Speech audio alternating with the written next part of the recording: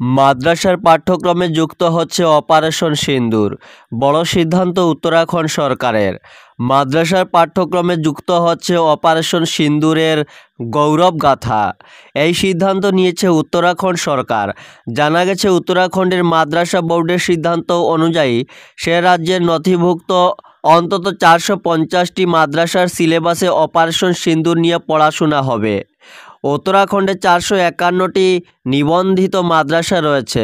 বর্তমানে 50,000-এরও বেশি শিক্ষার্থী রয়েছে। সরকারের এই পদক্ষেপকে স্বাগত জানিয়েছে সেখানকার মাদ্রাসা বোর্ড।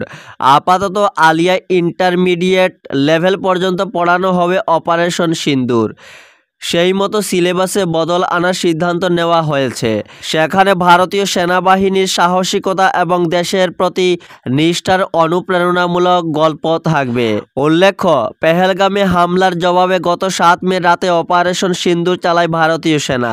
ভারতীয় বিমান বাহিনী পাকিস্তান এবং পাক অধিকৃত কাশ্মীরের 9টি জঙ্গি ঘাঁটিতে হামলা চালায়। একের পর এক ধ্বংস হয় জইশ-ই-মোহাম্মদ, লস্কর-ই-তৈবা এবং হিজবুল মুজাহিদিনের মতো ভারত বিরোধী জঙ্গিদের ঘাঁটিগুলো।